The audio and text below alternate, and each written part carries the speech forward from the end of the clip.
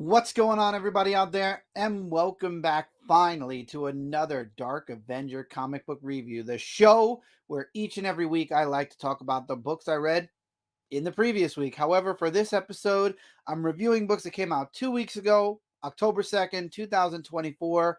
As this video is going live, it's probably going to be a double upload day for the channel. So you're going to be seeing this review and then a haul for the books that were released this week. And hopefully I'll get all of those read as soon as I can and get the review out before we get to next weekend. So this way I'm able to get next weekend's review recorded on time. And we're going to move on from there. You all know the goal. If you haven't, go check out the Dark Avenger comic book review recap, which I recorded earlier on in the week. And that will catch all of you up on what books are going to be on this show, what the show is about, and all of that. I'm glad to have all of you back. I'm glad to be back doing the reviews that I love. So let's waste no time. We're going to start with the independents. I only have one independent book this week, and it's Teenage Mutant Ninja Turtles Nightwatcher issue number 2. One thing I want to say about this book that I'm really happy about is originally Nightwatcher, I thought it was going to be Raph. Now, as you know, or if you've been reading the ongoing series, you know that Raphael is in jail currently. So this can't be Raphael. So who is it? It's Jennica. I like that. I like that the story is kind of following Jennica and how she comes into becoming Night Watcher. I like the backstory here where she's arrested and, the police officer's like, you became a hero. What happened? She's talking about, things went south and then she gets away. We find a little backstory about Night Watcher. There is a robot involved. I don't want to spoil too much, but in the end, she ends up getting the armor at the end of the issue and she becomes Night Watcher. And I love that about this issue. I thought it was really well written. I'm looking forward to the next issue. This is a really fun mini series. If you're a TMNT fan, you should definitely check this mini series out. Now we're going into DC Comics. Before we get into DC Comics, one thing I do want to mention is this book did not come out this week. This book came out last week. So this book is from the last week of September 2024. But I have to mention it because it's a first issue. I think it's important to mention Batman. This is the Long Halloween, the last Halloween issue number 1. This is the foil variant. I really liked this issue a lot. I think that it starts off. There are several things going on actually in this first issue. Inspector Gordon's son goes missing. Something happens with Two-Face. I don't want to spoil it till we get into the next book. And then you've also got Catwoman in the mix. The Catwoman was in the original Long Halloween. And of course, Batman has Robin in this. Really great stuff. I do like the artwork. I do like the way the story is working its way into. This is going to be the last Halloween, so to speak. And it involves so many spoilers that could be said. This is from 3 weeks ago. So it's the last Halloween for a certain character if things don't work out the way they're supposed to in this story arc. And I like it. I do like that it's around the time for Halloween. Unfortunately, though, this is, I believe, a 5-issue mini and it's only coming out. Oh, I'm sorry. It is a 10-issue miniseries. So this is going to go almost until next year's Halloween. Am I right? That can't be right. Am I right? Yeah, 1 of 10. So it's literally going to be going on until almost next Halloween. It's going to end at the end of next summer, I believe. Yeah, because this came out in the end of September, so we're going to go 2 back. It's going to end in the middle of the summer. I like it, though. I'm interested in seeing where this story goes. I just wanted to throw that out there. I really did like the first issue a lot. I will be reviewing the other 9 issues. I want to make brief mention of this. This is kind of one of those things where either you could take it or leave it, and that's DC. I Know What You Did Last Crisis. It's a bunch of short stories intertwining things that have happened in between crises that have happened in DC Comics. And if you know DC Comics, you know there have been several crises. I have one crisis on the wall right here, Identity Crisis. The only thing I did not like in this book, and I actually would rather talk about that, there are a lot of really great in-between stories. It's with this guy right here. And it makes Superboy from the DC universe before the New 52, before any changes were made, out to be the bad guy. So as you all know, Superboy ends up dying in a crisis, and then he comes back in a later on crisis. And Dick is one of the epicenters where, the multiverse wants to kill him. It was supposed to be him, but somehow it was Connor. So Connor ends up trading places with him because Connor doesn't want to die. He wants to live forever. And now in every reality, a Dick Grayson's dying. Now, I don't believe this is a continuity. I believe these are just little short stories that don't really matter. I hope not. I don't know if later on down the road they might try to take that short story and put it into Nightwing or into the main DC universe. I just did not like that they made that version of Connor because he wanted to live. He's still with Cass. I didn't like that they made Connor evil in that. It didn't feel like Connor at all. It really felt off. So I'm hoping that these are like one of those, like, not what if, but like Elseworld kind of in between Crisis stories. Because if any of it's canon, I don't like that story at all. I don't like that they made Superboy the villain so that he could live and end up trying to kill Nightwing, and then eventually it's going to try to reach out to our Nightwing. Now, I don't do event books first usually. However, this week is the end of Absolute Power. This is Absolute Power issue number, I believe it's 4. This is Absolute Power issue number 4, the final issue of Absolute Power, which then leads into All In and the all the event books that have been going on. The reason I'm talking about this first, number one, I didn't review any of the other issues.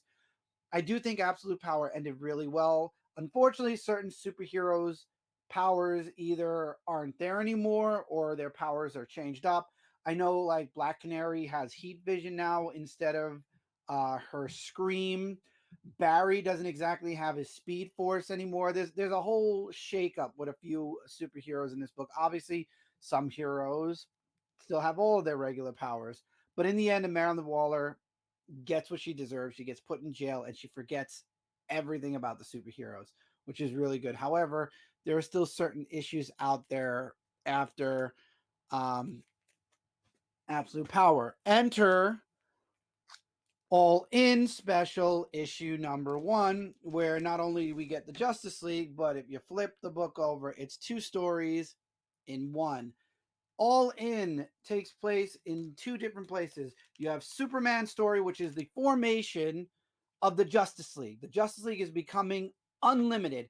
And for anyone who knows Justice League, the TV show, they did do this, and I'm surprised certain people forgot this, but they did do this the last 2 seasons on WB for Justice League, where every superhero or nearly every superhero was a either member or is connected in some way to the Justice League. And because of the events that happened in Absolute Power, Superman and the original main Justice League feel divided we fell, but if we're all united, if anything like what Amanda Waller did again, they'll all be together. So technically every big superhero, every superhero becomes a Justice League member, or at least an on-call member of the Justice League. I think it's a good idea. I know that it's been done before somewhere. I know a lot of people are complaining about it. Boo hoo, Cry Me a River. And a lot of people don't like who's writing the book, Justice League Unlimited. Boo hoo, once again, Cry Me a River. I will be reviewing and reading issue number 1, and I'm really looking forward to it. So first story is all about Superman and them forming the Justice League, and then they find out, and then they get attacked by Darkseid, who has somehow merged with the Spectre. How did that happen? We'll talk about that. But he somehow merged with the Spectre. There's a big fight that breaks out, and in the end, the Justice League beat Darkseid. But unfortunately, it kills Darkseid, sort of, kind of. Darkseid ends up finding this Alpha world, which they found a while back in a previous kind of like crisis event. And Darkseid now influences that world. He is the god of that world.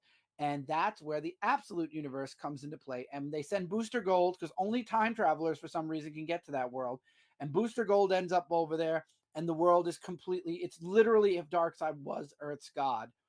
And Hope is small, and if you want to shine bright, you got to shine brighter than before. Everything is doom and gloom, basically. The world is basically an opposite of the Justice League world. And Booster gets stuck there, and you have Darkseid, who is running his own version of the Legion of Superheroes in this dark, absolute universe.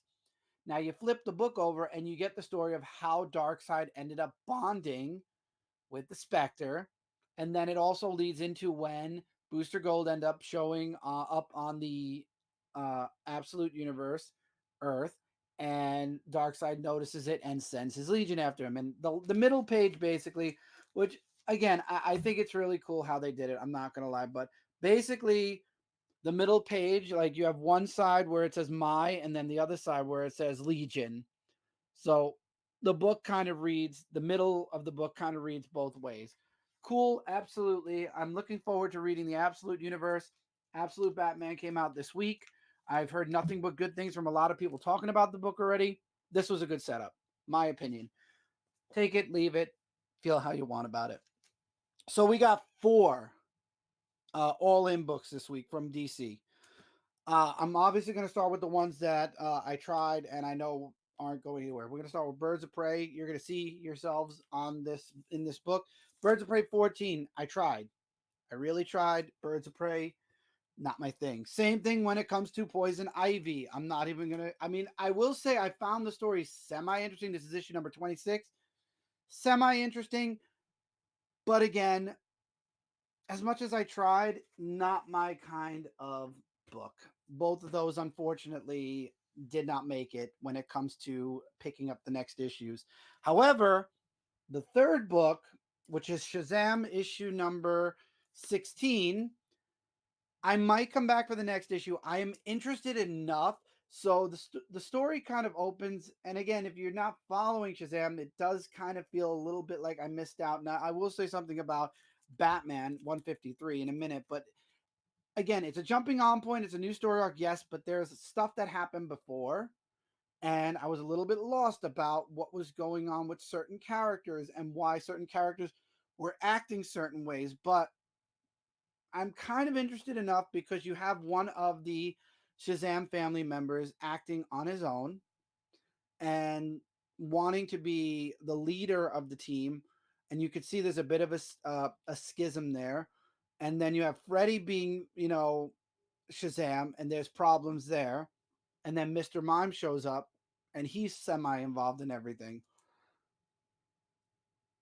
My interest is I'm peaked a bit to maybe come back for the next issue, but the next issue is gonna make or break this series. So Shazam is a bit of a question mark. It was okay.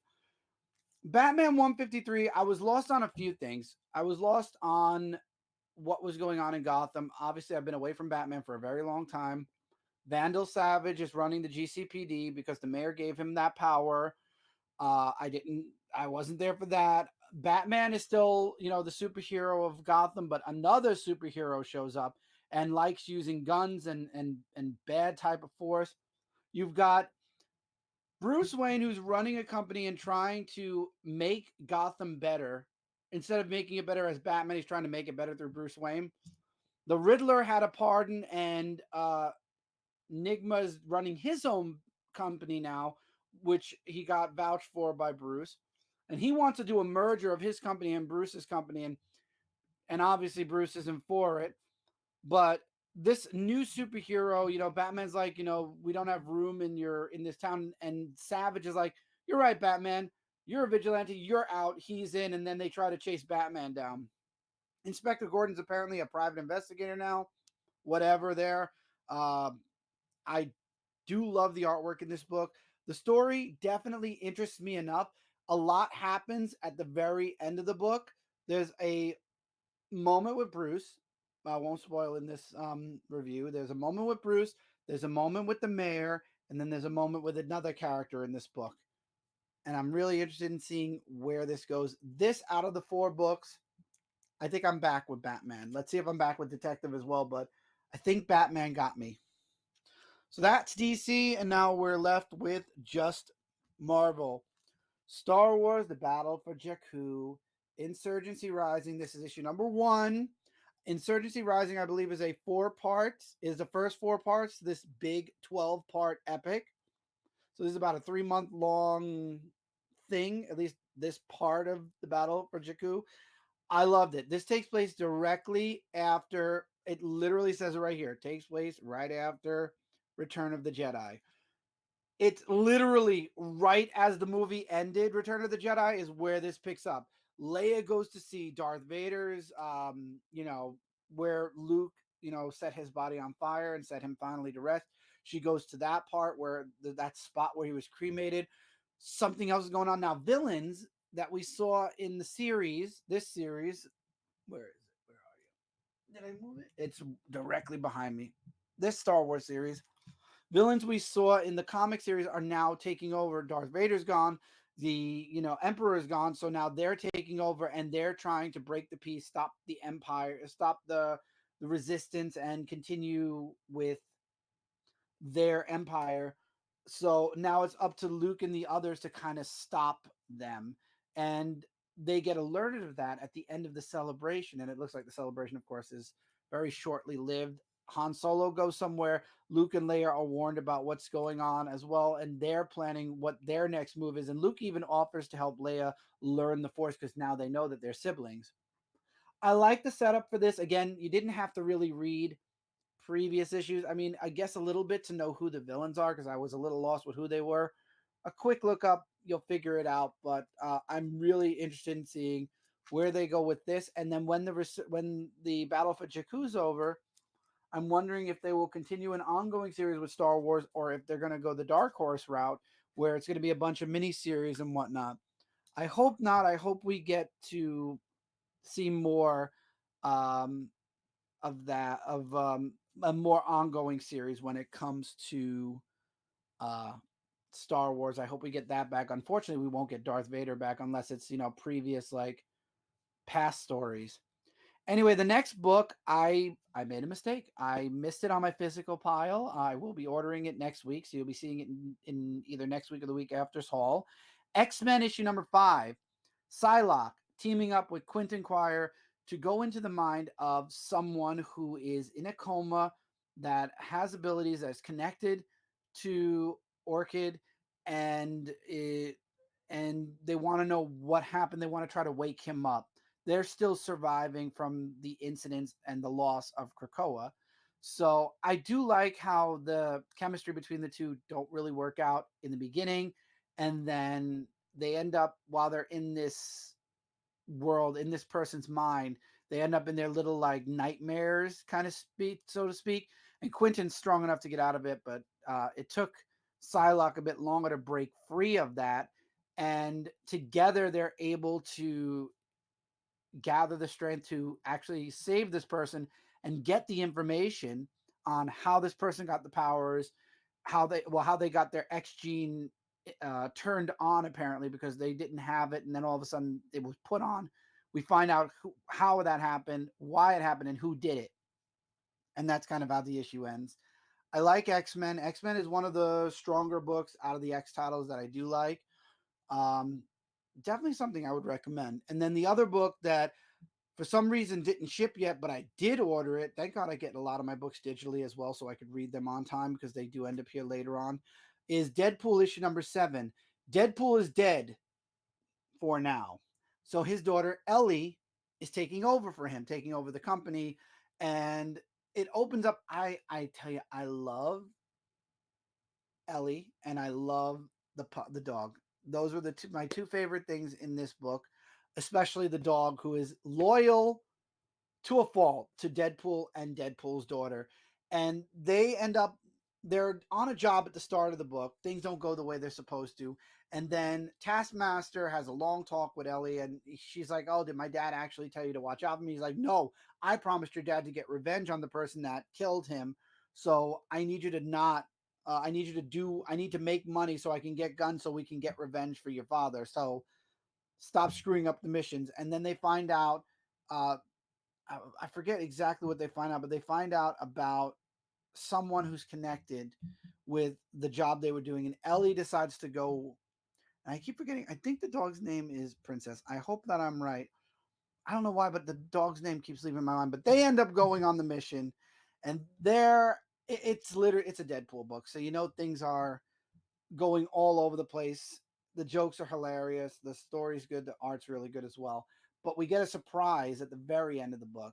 not going to spoil who shows up, but there is a character that shows up that is working with the people that are in that hospital that are doing some dirty things, and we're left with a cliffhanger of Ellie bumping into this person at the very last page of the issue.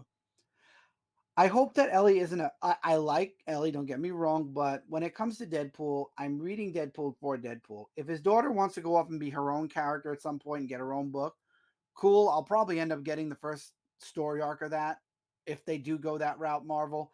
But when it comes to Deadpool, I'm reading Deadpool for Wade Wilson. If this is a story arc, even 2 story arcs, cool, fine, whatever. And I mean, again, they did say he was gone for now. And even his daughter was saying that, no, yeah, he's gonna come back. Everything will be fine. I'm just, leaving all these. She ends up leaving him a bunch of voicemails on his phone for when he wakes up. So I do like that they're going to be bringing him back, but I hope it doesn't take forever. And then last X-Men or mutant book connected here is Storm issue number 1.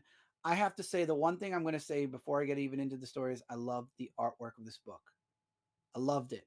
I loved it to a fault. It was so good. I was distracted. I actually have to show some of the artwork off. The artwork in this book was amazing.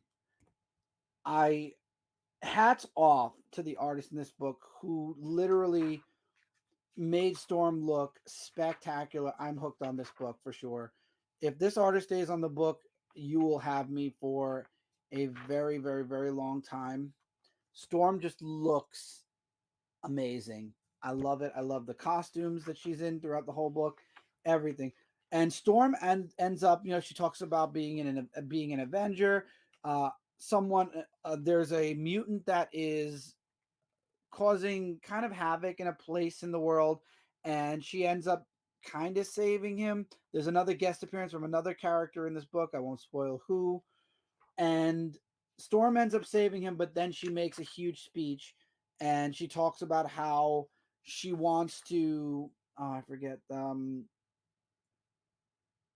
exactly what she wanted to do, but she has this huge speech and everybody's happy, and then it all just kind of slides down because yeah, she wants to make a haven for everyone, for refugees, and call it the Storm Sanctuary, and it hovers kind of over New York, and the people don't like that too much. And apparently she might be sick. And then the last page shows something very interesting that might be in the future. Well, obviously it's a future setup for Storm, and I'm interested. It does involve space and cosmic stuff.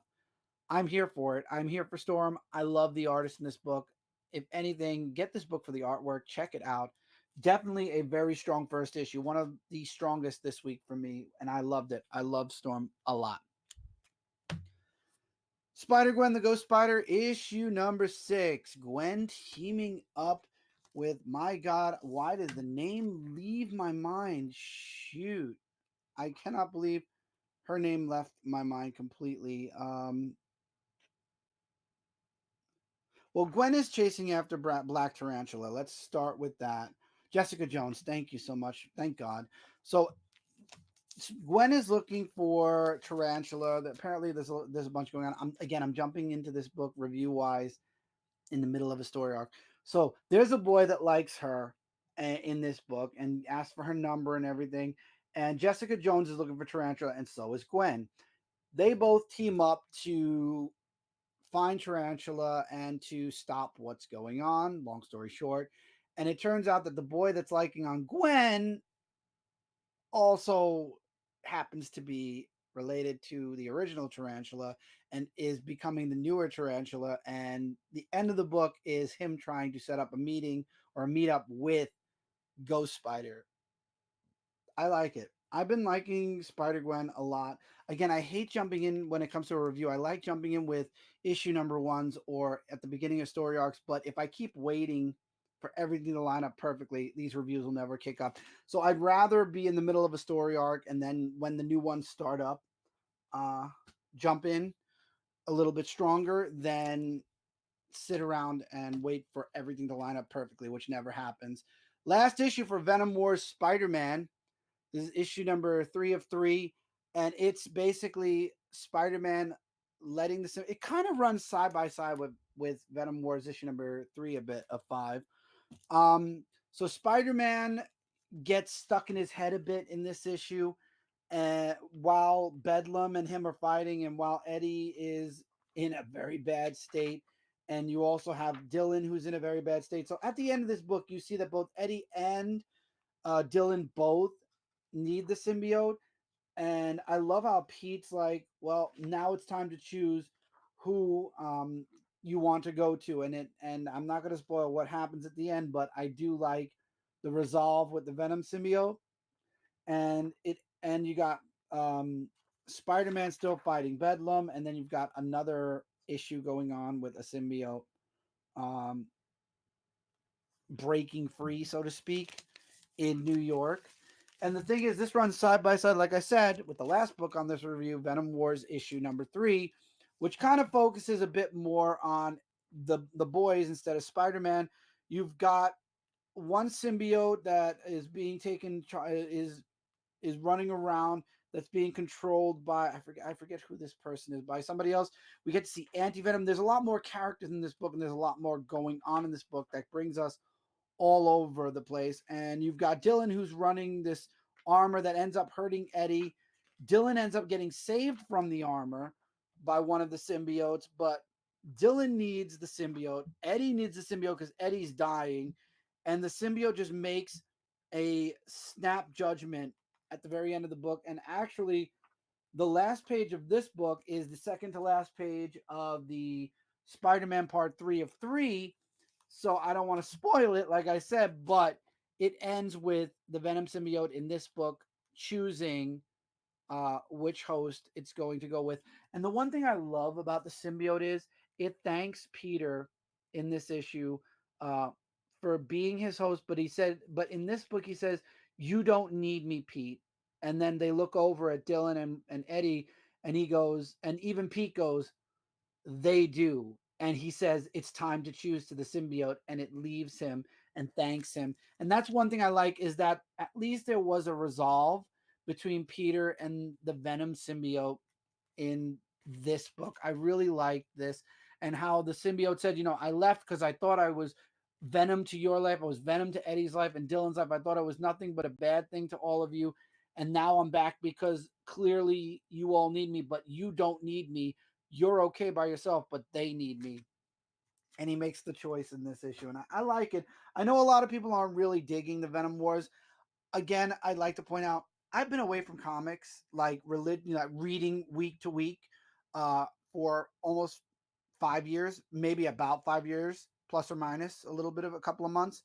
Um, so I haven't read books in a while. So for me, being back to reading books weekly, getting back to reading all the characters I love, I feel like partiality, or the feeling people who have been reading books and haven't stopped reading, like my friends over at Comic Frontline, like Mike Spider Slayer, Brand, and Kat, they've been reviewing. They haven't stopped, and I've been watching their reviews. And the thing is, they haven't stopped. So I know Mike hasn't been really enjoying Venom Wars as much. I feel like I've been away, so I'm kind of a little bit happier reading again. So for me, I'm not as burnt out on events. I'm not, I've been starving to read books. Once we get, let's see what happens about a year or two from now, when I'm back into the swing of things, when it's been 100 weeks in a row reading comics, if I'm still feeling that I love this while everybody else is kind of like about a series. Because I think that's another thing, is the fact that I've been away for 5 years. I am hungry to read comic books. So even something that's kind of a 50-50 for me is good. I think we'll find out. We'll find out as time moves forward, but we will find out together, because the Dark Avenger comic book reviews are back, baby. And with that this last book, I'm enjoying the Venom Wars. That's me. A lot of people are like 50-50 with it. I'm enjoying it. But with that, that's it for this review, everybody.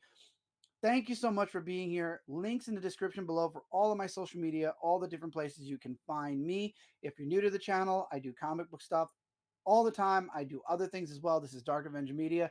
If you enjoyed, click the sub button. This way you don't miss out on a single video. I have a lot of videos coming out each and every week.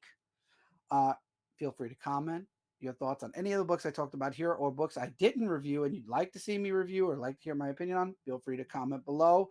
Till next time, everybody, take care. Keep reading, keep collecting, and I will see all of you really soon in the next video.